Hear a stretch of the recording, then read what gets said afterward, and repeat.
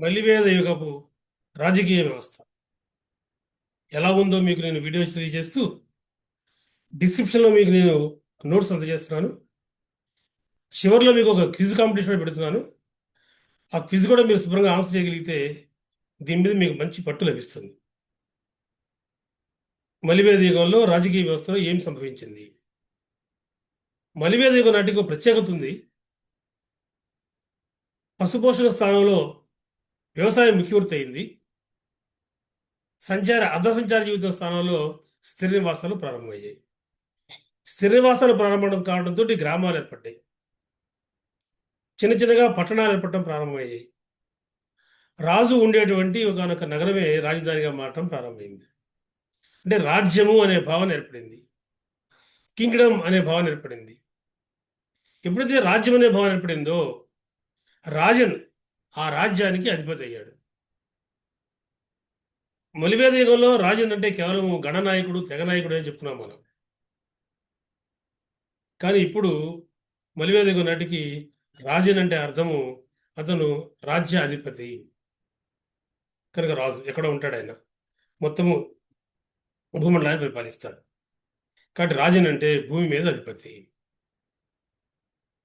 అదేవిధంగా మలివేద కాలానికి గురించి విశేషం ఏంటంటే రాజునికి కొన్ని మానవాతీత శక్తులు, సూపర్ హ్యూమన్ పవర్స్ వర్ అట్రిబ్యూటెడ్. ఎందుకు మానవ శక్తులు రావాలి అని అంటే అది అవసరం కూడా. ఇంతకుముందు తెగలో ఆయన ఒక మనిషి, వ్యక్తి, గట్టివాడు, అందరికీ కనపడుతున్నాడు. ఇప్పుడు ఎక్కడో రాజధానిలో ఉంటాడు, ఇంక వీళ్ళు ఎక్కడో గ్రామాల్లో ఉంటారు. తమను ఎవరో పరిపాలిస్తున్నారనే నమ్మకము, అతను చాలా గొప్పవాడనే నమ్మకం వీళ్ళకి కావాలి. కావాలంటే అతనికి మానవాతీత శక్తులు అవసరం ఉంది.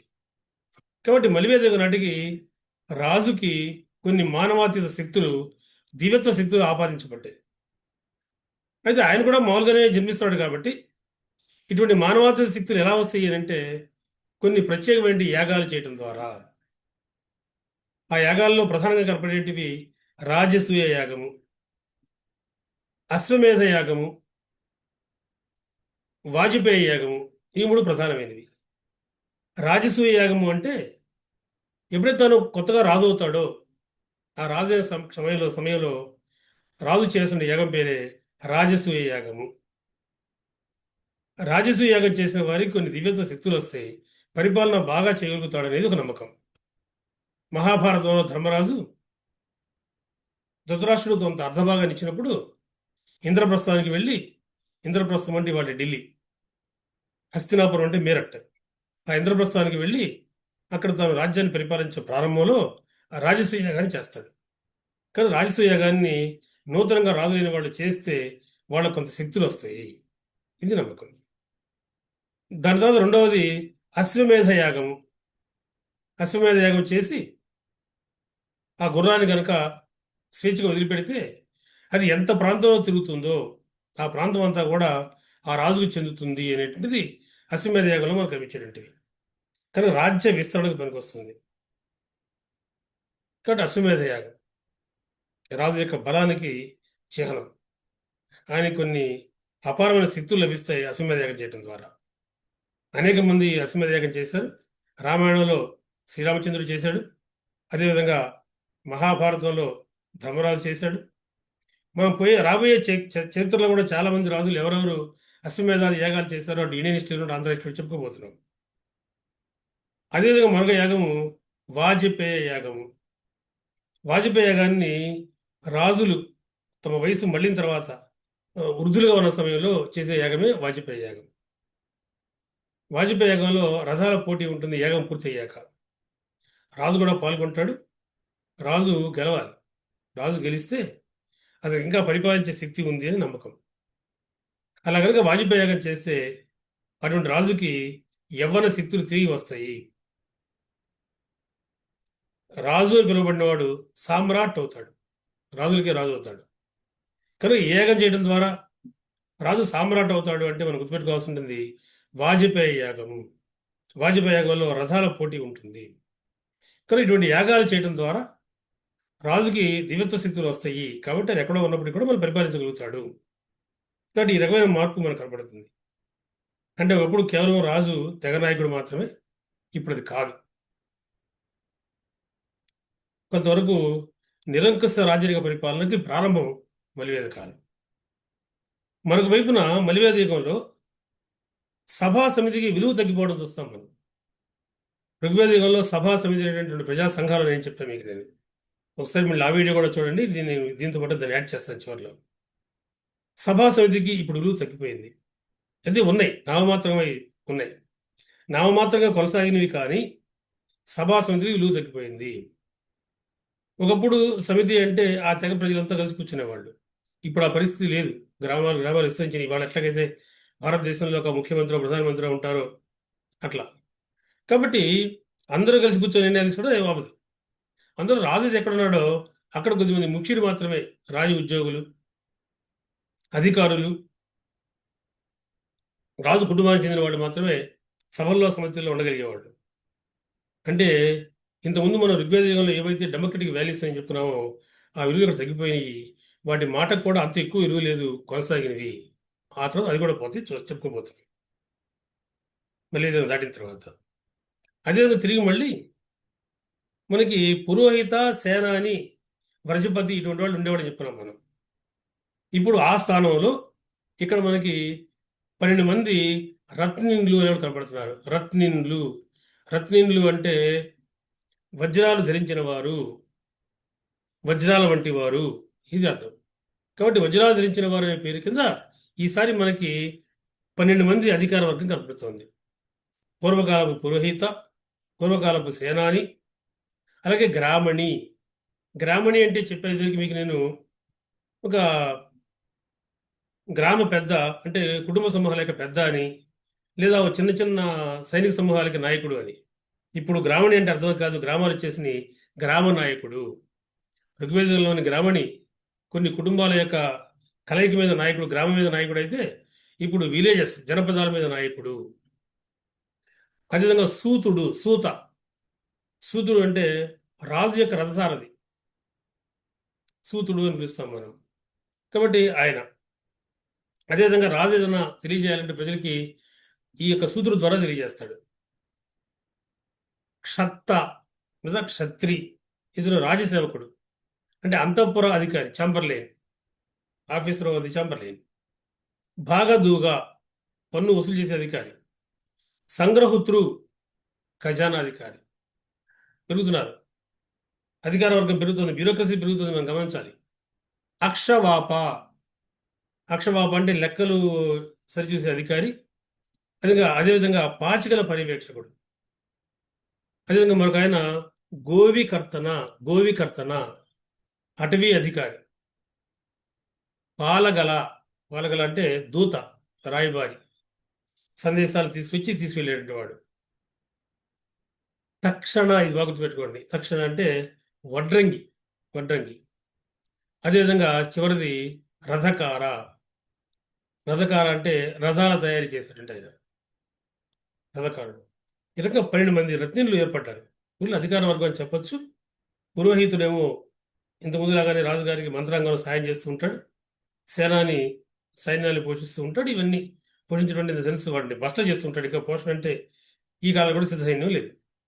కానీ ఇటువంటి ఒక వ్యవస్థ ఏర్పడింది. కొంత కాంప్లెక్సిటీ కనపడుతుంటుంది ఋగ్వేద యుగం నాటితో పోల్చినప్పుడు మలివేద యుగం నాటికి రాజకీయ వ్యవస్థలో. అదేవిధంగా పన్నుల వ్యవస్థలో ఎదురికి బలి అనే పన్ను ఉండేది. స్వచ్ఛందము, విరాళాలు అన్నాం మనం అప్పుడు. కానీ ఇప్పుడు అలా కాదు. అందరూ తమ సంపాదనలో తమకు పండిన పంటలో కొంత భాగాన్ని రాజుగారికి విధిగా పన్నుగా కట్టాలి. Taxation is must. పండిన పంటలో 6వ వంతుని పన్నుగా రాజుగారు స్వీకరించవచ్చని ధర్మసూత్రాలు తెలియజేస్తున్నాయి. ఆ ధర్మసూత్రాల ఆధారంగానే మలివేద యుగంలో బలి అనే పన్ను ప్రజలు తమకు పండిన పంటలో 1/6 వంతు కట్టేవాళ్ళు. 1/6 ఆఫ్ ది క్రాస్ ప్రొడ్యూస్, పండిన మొత్తం పంటలో 6వ వంతు. కాబట్టి బలి అనే పన్ను కంపల్సరీ అయ్యింది, అందరూ కట్టి తీరవలసిందే. ఎప్పుడైతే బలి అనే పన్ను కంపల్సరీ అయిందో వసూలు చేసే అధికార వర్గం కావాలి. అందుకే ఇందాక చెప్పిన రత్నీల్లో భాగదూగా పనిచేసేవాడు. భాగదూగా అంటే పన్ను వసూలు చేసేటువంటి అధికారి, రెవెన్యూ కలెక్టర్, ట్యాక్స్ కలెక్టర్. కనుక భాగదూగా అంటే అర్థం ఏంటని ఎగ్జామినేషన్ ప్రశ్న వస్తుంటుంది. మనం సమాధానం చెప్పాల్సి ఉంటుంది. ట్యాక్స్ కలెక్టర్, శిస్తు వసూలు చేసే అధికారి. అలాగే భాగదోగులు ఉంటారు గ్రామాల్లోనూ, ఇతర స్థాయిల్లో వాళ్ళు పన్ను వసూలు చేస్తూ ఉంటారు. దాన్ని తెచ్చి ఎవరికో సమర్పించాలి. అతను ఒక ట్రెజరీని ఏర్పాటు చేయాలి. కాబట్టి అలా ట్రెజరీని ఏర్పాటు చేసి, కోశాగారాన్ని ఏర్పాటు చేసి భద్రపరిచేవారే ఈసారి సంగ్రహుత్రు. సంగ్రహుత్రు అంటే కోశాధికారి. ఆ భాగదోగులు ఇచ్చిన మొత్తాన్ని తీసుకొని సంగ్రహించుకొని దాన్ని భద్రంగా కోశాగారంలో పెడతాడు. కాబట్టి ఇద్దరు రెవెన్యూ అఫీషియల్స్, ఒకళ్ళు భాగదూగా, రెండు సంగ్రహుత్రు. సంగ్రహుత్రు అంటేనేమో కోశాధికారి, ట్రెజరర్. భాగదూగా అంటేనేమో రెవెన్యూ కలెక్టర్, శిశు అధికారి. గుర్తుపెట్టుకోండి, మలివేద కాలంలో. మళ్ళీ తిరిగి మౌర్య యుగంలో ఈ పేర్లు మళ్ళీ మారతాయి. ఎలా మారినాయో తర్వాత చూద్దాం. ఋగ్వేద యుగంలో లేనటువంటి పన్నుల వ్యవస్థ ఈ కాలానికి వచ్చింది. వాటిని వసూలు చేసే అధికారులు కూడా ఉన్నారు. ఇది ఇక్కడ మనం గుర్తుపెట్టుకోవాల్సిన విషయం. పన్నుల వ్యవస్థ వచ్చిన మార్పు. ఇంకా రాబోయే యుగాల్లో రకరకాల పనులు వస్తూ ఉంటాయి. వాటిని మనం తర్వాత క్లాసులో చూద్దాం. అదేవిధంగా సైన్యం. సైన్యంలో ఋగ్వేద యుగం నాటి చతురంగ బలాలు, 4-fold డివిజన్ ఆఫ్ ఆర్మీ కొనసాగింది. రథబలము, గజదళము, ఏనుగు బలం, అశ్విక దళము, కాల్బలం. కాబట్టి ఆ 4 రకాల బలగాలు కొనసాగినాయి. మలివేద కాలం నాటికి కూడా రథబలమే బలంగా ఉంది. రథబలానికి చారెట్స్కి ఎక్కువ విలువ ఇచ్చేవాళ్ళు. రామాయణ మహాభారతాల్లో కూడా మనం చూస్తాం. అర్జునుడు సాక్షాత్తుగా రథం నుంచి యుద్ధాలు చేసేవాడు, బాణాలు ప్రయోగించేవాడు, గొప్పవాడుగా చెప్పబడుతున్నాడు. కాబట్టి ఇంకా రథబలమే బలంగా ఉంది ఆ కాలం నాటికి. మనం గుర్తుపెట్టుకోవాల్సి ఉంటుంది. ఉండే కొద్ది రథబలం కొంత తగ్గుతుంది, దాని విలువ తగ్గుతుంది, తర్వాత రథం మాయమైపోతుంది. కాబట్టి ఈ కాలం నాటికి ఏ బలం బలమైంది అంటే మనం చెప్పాల్సి ఉంటుంది. మలివేద కాలం నాటికి రథబలము, చారియట్స్. గజదళానికి కూడా ప్రాముఖ్యత ఉంది. రెండవ ప్రాధాన్యత దానికి కనపడుతుంది. అశ్విక, కాల్బలాలు కొనసాగుతున్నాయి. అయితే గుర్తుపెట్టుకోండి, ఈ కాలం నాటి కూడా సిద్ధ సైన్యము, స్టాండింగ్ ఆర్మీ లేదు. స్టాండింగ్ ఆర్మీ అంటే మీకు చెప్పాను నేను, రాజుగారు స్వయంగా జీతాలిచ్చి పోషించడము, సైన్యం ఆ పని మాత్రమే చేయటం. ఇవాళ సైనిక వ్యవస్థలాగా అది ఇప్పటికి కూడా లేదు. రాబోయే రోజుల్లో మొట్టమొదటిసారిగా బింబిసారుడు అనే ఆయన సిద్ధ సైన్యాన్ని ప్రారంభించాడని చెప్పబోతున్నాను. మలివేద గురించి మీరు వెనక అడిగితే గుర్తుపెట్టుకోండి, మలివేద నాటికి సిద్ధ సైన్యము, స్టాండింగ్ ఆర్మీ లేదు. అంటే సైన్యం ఉండేది, వాళ్ళ పనులు వాళ్ళు చేసుకుంటుండేవాళ్ళు. యుద్ధ సమయంలో మస్టర్ చేయబడేవాళ్ళు. సేనాని ఆ వ్యవస్థను చూసేటువంటి వాడు. అదే వ్యవస్థ ఈ కాలంలో కొనసాగింది. అలాగే న్యాయ వ్యవస్థ. ఈ కాలం నాటికి ధర్మశాస్త్రాలు రాయబడ్డాయి. ధర్మశాస్త్రాలు సివిల్, క్రిమినల్ నేరాలను విభజించినాయి. ఋగ్వేద యుగంలో సివిల్, క్రిమినల్ నేరాలకు విభజన లేదు. కానీ ఈ కాలం నాటికి ఇవి సివిల్ నేరాలు. ఆస్తి, వారసత్వము, పంపకము, ఇవన్నీ కూడా సివిల్ కేసెస్. క్రిమినల్, దొంగతనము, దోపిడీలు, హత్యలు, ఇవన్నీ కూడా తిరిగి మళ్ళీ మనకి క్రిమినల్ నేరాలు అవుతాయి. కాబట్టి ఋగ్వేద యుగంలో లేనటువంటి సివిల్, క్రిమినల్ నేరాలను విభజించడం ఈ కాలంలో మనకు కనబడుతుంది. ధర్మశాస్త్రాల వాటికి చాలా స్పష్టమైనటువంటి వివరణలు ఇచ్చినాయి. ఇక సివిల్ నేరాలు అనేది ఒక రకమైన శిక్షలు. అక్కడేమి కార్పొరల్ పనిష్మెంట్స్ ఉండవు, శారీరక శిక్షలు ఉండవు. కానీ క్రిమినల్ నేరాల్లో కార్పొరేట్ పనిష్మెంట్స్ వస్తాయి. కాబట్టి క్రిమినల్ నేరాలుగా చేసే పని అయితే వాళ్ళకి శారీరక శిక్షలు కూడా వస్తాయి. కాబట్టి న్యాయ వ్యవస్థలో వచ్చిన మార్పు ఇది. మనం ఇంకా తర్వాత చెప్పుకోబోతున్నా ఉండే కొంది సివిల్ కోర్టులు, క్రిమినల్ కోర్టులు వేరు వేరు వస్తాయి. ఇప్పుడైతే ఈ యుగ నాటికి అది లేదు. యుగ నాటికి రాజే సర్వన్యాయాధీశుడు, రాజుగారు తీర్పులు ఇస్తుంటారు. కాకపోతే అన్ని తీర్పులు రాజుగారు చూడరు కాబట్టి మంత్రులు ఇంక మిగతా గారు చూస్తుంటారు.